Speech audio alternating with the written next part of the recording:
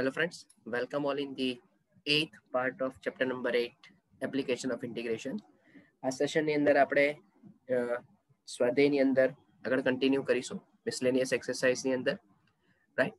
તો આજનું session start કરીએ, બટ એના પહેલા જો વિડીયો પસંદ આવે, સમજમાં આવે તો એને લાઈક કરો, શેર કરો અને સબસ્ક્રાઇબ કરવાનું બાકી હોય તો સબસ્ક્રાઇબ કરો કે જેથી ફર્ધર વિડીયોઝ માટે તમને નોટિફિકેશન મળતી રહે. ઓકે, સો આજનું સેશન સ્ટાર્ટ કરીએ. તો 4 નંબરના દાખલામાં છે, થોડું બહુ ધ્યાનથી સમજવાનો દાખલો છે. તમને આપ્યું છે y બરાબર માનાંકમાં x+3 અને -6 થી 0 ની વચ્ચે તમારે આનું સંકલન કરવાનું છે. હવે જો યાદ હોય તો નિયત સંકલનમાં આપણે બી ચર્ચા કરેલી હતી કે માનાંક દેખાય એટલે તમારે લિમિટને બદલવી પડે, કન્ફર્મ, બરાબર? તો સૌથી પહેલા તો આપણી પાસે જે આ y બરાબર માનાંકમાં x+3 જે છે એનો ગ્રાફ વિચારીએ આપણે કે એનો ગ્રાફ કેવો હશે. તો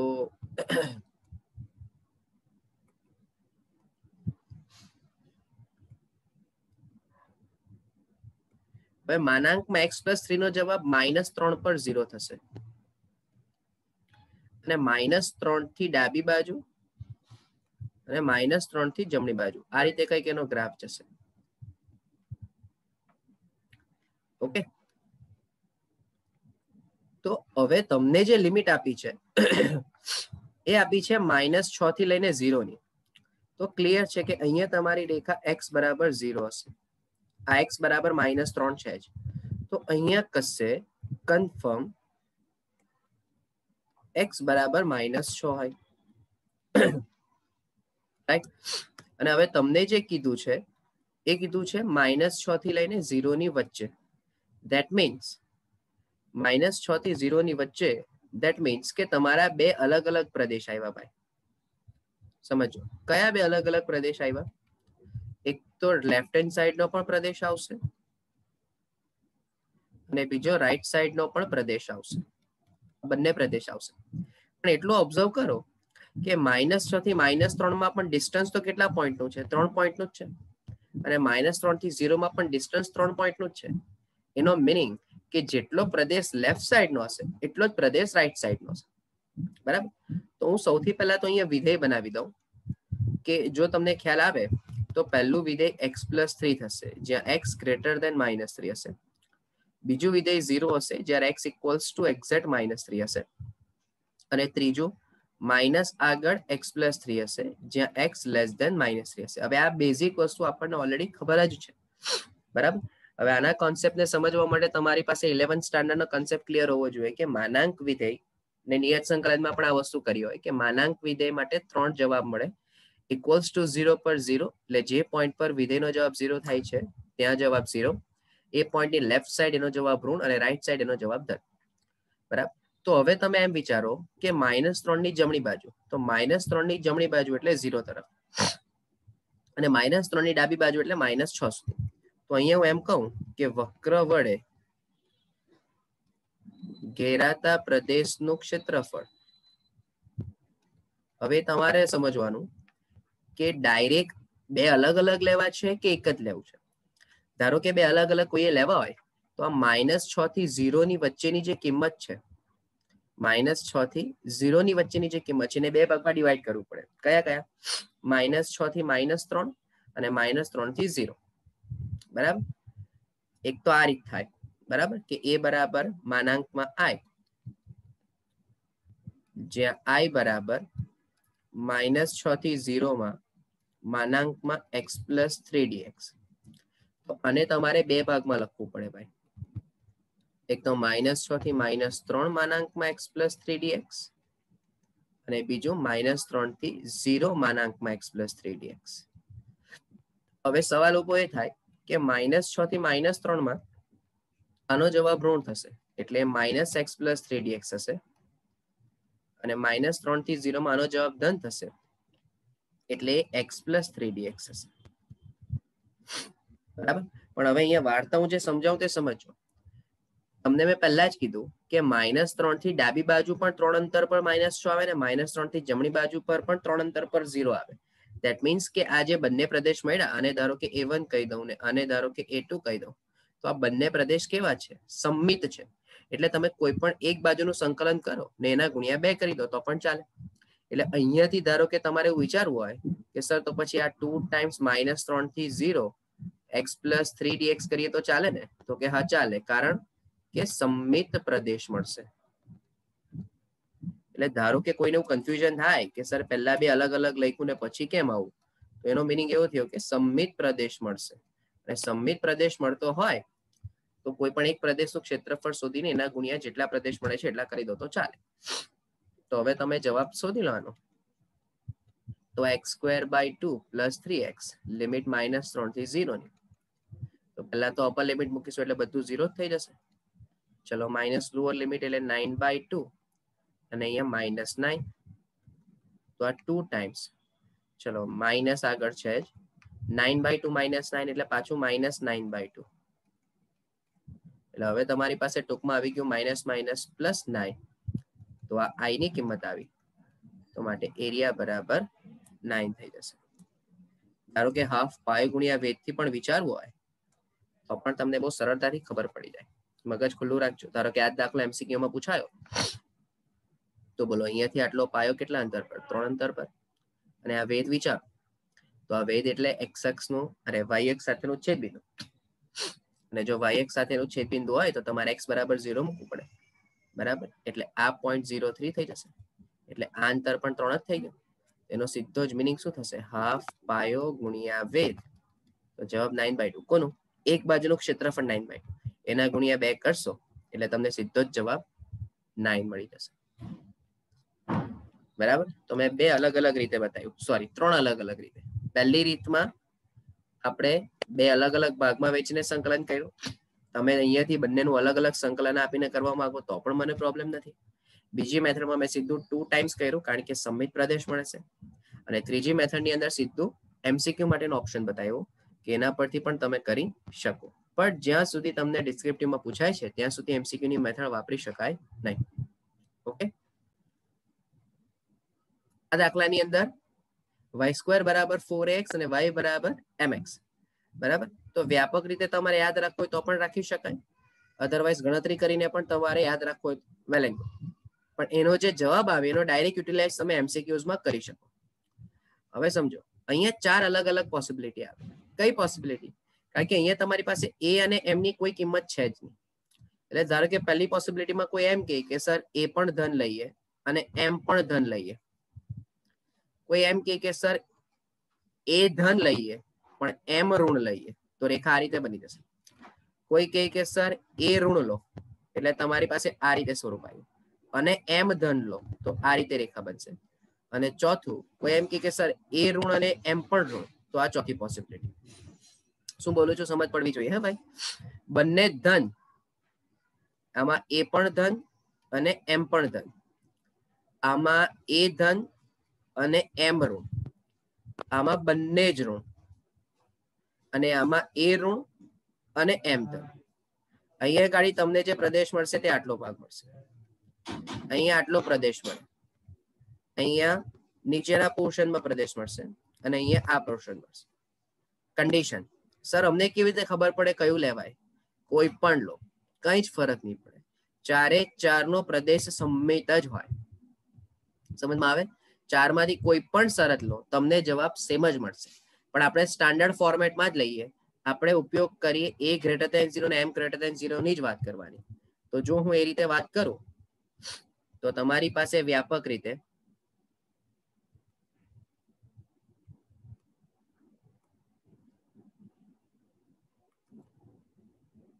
y² = 4x નો ગ્રાફ, અને આ રીતે તમને રેખા મળશે. બરાબર? હવે બહુ ક્લિયર થઈ જાય કે આટલો જ પ્રદેશ મળશે. તો એનો મિનિંગ શું થયો ભાઈ? કે તમારે આ જે પોઈન્ટ છે એને અહીંયા તમે નીચે એક્સટેન્ડ કરો તો આ પોઈન્ટ થી લઈને 0 0 ની વચ્ચે ઉપરના પ્રદેશ કોણ છે? પરવલયમાંથી રેખાને બાદ કરવું પડે. તો પહેલા તો તમારે વક્રનું છેદબિંદુ લેવું પડે. તો વક્રના છેદબિંદુ માટે ચલો y² બરાબર 4ax છે. જોજો y² બરાબર 4ax અને y બરાબર mx છે. તો તમે x ની કિંમતોને સરખાવી લો. બરાબર, તો y² બાય 4a બરાબર y બાય m. તો y² by 4a minus y by m equals to 0. તો બંનેમાંથી y કોમન. તો y by 4a minus m is equals to 0. So ક્યાં તો y ઇક્વલ્સ 0 હશે અથવા y equals 4a by m હશે. બરાબર, હવે જ્યારે y બરાબર 0 હોય તો કમ્પલસરી x બરાબર પણ 0 જ હશે. અને જ્યારે y બરાબર 4a બાય m હોય તો અહીંયા તમે 4a બાય m મૂકી દો. y ને બદલે 4a બાય m મૂકી દો તો x ની કિંમત શું થઈ જશે? 4a બાય m² થઈ જશે. તો x is equals to 4a by m². બરાબર, એટલે આ પોઈન્ટ તમને કયું મળી જશે? આ પોઈન્ટ મળી જશે 4a બાય m² અને 4a બાય m. એટલે અહીંયા આવી ગયું 4a બાય m² અને 0. તો હવે તમારે જો ક્ષેત્રફળ શોધવું હોય તો ક્યાંથી ક્યાં લઈ જવું પડશે તમારે? તો માટે વક્ર વડે ઘેરાતા પ્રદેશનું ક્ષેત્રફળ, જોજો અહીંયાથી લખું છું, માટે વક્ર વડે ઘેરાતા પ્રદેશનું ક્ષેત્રફળ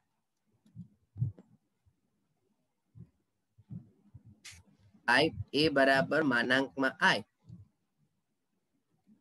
જ્યાં i બરાબર 0 થી 4a બાય m² ની વચ્ચે, ઉપરનો વક્ર એટલે પરવલય, તો પરવલય થઈ જશે તમારી પાસે 2√ax માઇનસ mx. તો આપણે આમાંથી પહેલા 2√a બહાર લઈ લઈએ. ચલો, √x નું સંકલન એટલે x⁵² બાય 3/2 બરાબર માઇનસ m x²/2 ને લિમિટ છે 0 થી 4a બાય m² ની. ચલો, એટલે હવે આ 4/3 રૂટમાં a બેઠું. જોજો, તો હવે તમે 4a બાય m² વિચારો તો આ x⁵3/2 છે. તો 4a બાય m² ની 3/2 ઘાત minus m/2 4a by m² no square.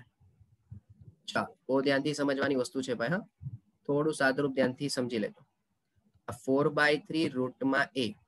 અચ્છા ભાઈ, 4 નું વર્ગમૂળ એટલે 2 ને 2 નો ક્યુબ એટલે 8 અને અહીંયા a ની ઘાતમાં 3/2 છેદમાં, જરા ઓબ્ઝર્વ કરો, 2 2 કેન્સલ એટલે m નો ક્યુબ માઇનસ m/2 બેઠું આ 4 નો વર્ગ 16 ઇન્ટુ a² બાય m ની 4 ઘાત. અચ્છા, આ 8 ચોક 32. બોલો, આ a ની 1/2 ઘાત ને a ની 3/2 ઘાત એટલે a² બચશે બાય 3m³ માઇનસ આ 16/2 એટલે 8a² બાય m³. ચલો, તો અહીંયા લસા લઈ લો તો 32a² માઇનસ 24a² ના છેદમાં 3m³. બરાબર, તો તમારી પાસે ફાઇનલ i ની કિંમત આવી ગઈ 8/3 a² by m³. a² by m³. બરાબર, તો માટે હું ક્ષેત્રફળ બોલી શકું, માટે ક્ષેત્રફળ a બરાબર 8/3 a² બાય m³. તો હવે મેં તમને એવું કીધું કે તમે આનો ડાયરેક્ટ જવાબ યાદ રાખવો હોય તો રાખી શકો. તો સર એમાં શું કરવું પડે? તો ભાઈ એમાં બહુ સિમ્પલ વેથી છે. એક એક્ઝામ્પલ લઈ લઉં. ધારો કે તમને કોઈ એમ પૂછે કે y² બરાબર 4x અને y બરાબર 3x વડે ઘેરાતા પ્રદેશનું ક્ષેત્રફળ ખાલી જગ્યા. ઘેરાતો પ્રદેશ ખાલી જગ્યા. તો હવે તો તમારે સીધું શું યાદ રાખવાનું? અને y² બરાબર 4x ને y² બરાબર 4x સાથે ને y બરાબર 3x ને y બરાબર mx સાથે સરખાવો. એટલે તમને 4a બરાબર 4 એટલે a બરાબર 1 મળી જશે અને m બરાબર 3 મળી જશે. જો a બરાબર 1 અને m બરાબર 3 મળે તો એને સીધું જ તમારે આ ક્ષેત્રફળના સૂત્રમાં મૂકી દેવાનું. એટલે વ્યાપક રીતે તમને જવાબ મળી જશે. જેમ યાદ હોય તો કે ઉપવલય વડે ઘેરાતા પ્રદેશનું ક્ષેત્રફળ આપણે યાદ રાખેલું π ab. બરાબર, એ જ રીતે આ પણ એક વ્યાપક રીતનું સૂત્ર છે. જો આ સૂત્ર યાદ રહી જાય તો વેલ એન્ડ ગુડ, નથી રહેતું તો પણ કઈ વાંધો નહીં. ઓકે, સો આ ધ્યાનમાં રાખવા જેવી બાબત છે ભાઈ, બરાબર. બાકી સાદુરૂપ તો મેં તમને આપ્યું, 4 ઓપ્શન પણ બતાવ્યા કે 4 અલગ અલગ પ્રોસેસ, સોરી 4 અલગ અલગ ઓપ્શન્સ છે. તમારે જે ઓપ્શન થ્રુ જવું હોય તે ઓપ્શન થ્રુ જવાય. પણ હા, જ્યારે તમે આ પ્રદેશની વાત કરો છો, એટલે કે ચોથા ચરણવાળો પ્રદેશ અને આ ત્રીજા ચરણવાળો પ્રદેશ, આ બંને જગ્યાએ તમારું ક્ષેત્રફળ કેવું બનશે? આઈનો જવાબ <0 આવશે. અને ઓલરેડી આપણે at the beginning of this chapter discuss કરીને જ આવ્યા છે કે ક્યારે ક્ષેત્રફળનો જવાબ એટલે કે ઇન્ટિગ્રેશન ઋણ મળશે કે ક્યારે ઇન્ટિગ્રેશન ધન મળશે. અને એટલે જ આપણે શું મૂકીએ છીએ? માનાંક મૂકીએ છીએ. ઓકે, ચાલો આગળ જઈએ.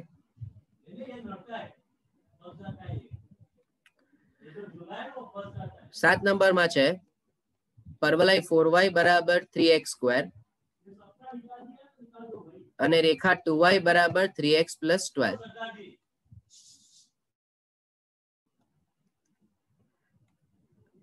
અને રેખા છે 2y બરાબર 3x + 12, બરાબર. તો હવે આની અંદર તમને પહેલા તો y બરાબર 3/4x² અને અહીંયા y બરાબર 3x + 12/2. તો પહેલા આપણે આ વક્ર વિશે ચર્ચા કરીએ, આ બંને વક્ર વિશે. તો બહુ સિમ્પલ રીતે તમને ખ્યાલ આવી જાય કે પહેલા તો જે વક્ર બનશે તમારો એ આ રીતે વક્ર બનશે, કારણ કે x² બરાબર સમથિંગ કરીને છે અને y બરાબર mx + c રેખામાં ધન પ્રકારની રેખા હશે, એટલે કમ્પલસરી રેખા આ રીતે કંઈક હશે. સો ક્લિયર છે કે હવે આ પ્રકારનો દાખલો આગળ પણ આપણે કરીને આવ્યા, બરાબર. તો ઘેરાતો પ્રદેશ કયો હશે? આટલો પ્રદેશ ઘેરાતો હશે અને આ જે બે છેદબિંદુ મળશે એની x ની લિમિટમાં તમારે રેખામાંથી પરવલયને બાદ કરવાનો. હવે આગળ પણ આપણે દાખલો કરીને આવ્યા છે. તો શું કરીએ? પહેલા તો છેદબિંદુ શોધી લઈએ.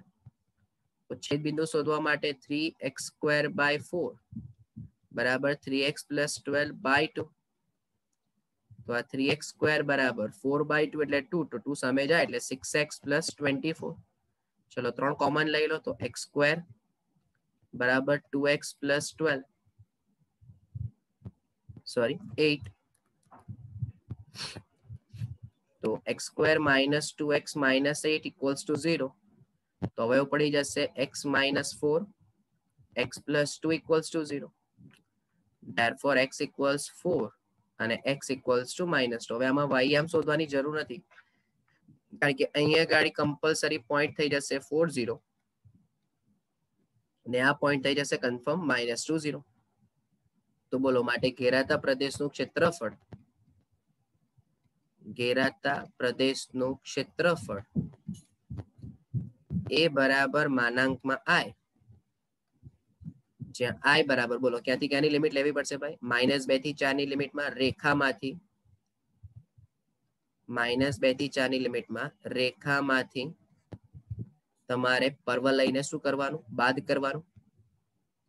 એટલે 3x² / 4 થઈ જશે અને આ dx. તો હવે સંકલન વિચારી લઈએ. તો 3x² 3/2 અને x²/2 એટલે કે 3x²/4 + 12/2 એટલે 6x. અહીંયા 3/4 x³/3 લિમિટ છે -2 થી લઈને 4 ની. ચલો અપર લિમિટ મૂકીશું એટલે 3/4 4 નો વર્ગ 16 વત્તા 6 × 24 ઓછા 3 3 કેન્સલ 4 નો વર્ગ 64/3. આ અપર લિમિટ ની વાત થઈ ભાઈ. માઇનસ કરીને લોઅર લિમિટ તમે વિચારશો તો 3/4 -2 નો વર્ગ એટલે 4 ઓછા 6 દુની 12 ઓછા 2 નો ક્યુબ એટલે -8/4. ચલો એટલે અહીંયા 16/4 એટલે 4 4 તારી 12 વત્તા 24 ઓછા 64/3 ઓછા 4 4 કેન્સલ એટલે 3 -12 -2. બરાબર. તો પહેલા આટલું વિચારી લે. 12 12 24 24 48 અને 48 માંથી 6 જાય એટલે 42. તો 42 ઓછા 64/3. તો આ 3 2 6 4 તાલી 12 ઓછા 64/3. તો અહીંયા થઈ જશે તમારી પાસે 2 અને 126 અને 4/3 બરાબર. આટલો આઈ થઈ ગયો. તો માટે ક્ષેત્રફળ એ બરાબર 62/3. આ તમારો જવાબ થઈ જશે. રાઈટ, જોઈ લો ઓલરેડી ક્વેશ્ચન આગળ સોલ્વ કરી ગયા એમાંનો જ છે.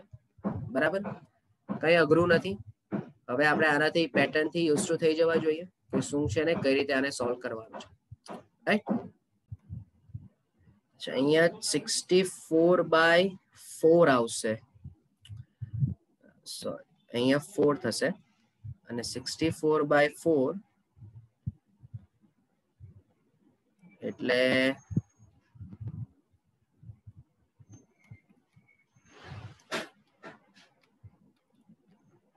અહીંયા થઈ જશે તમારી પાસે 16.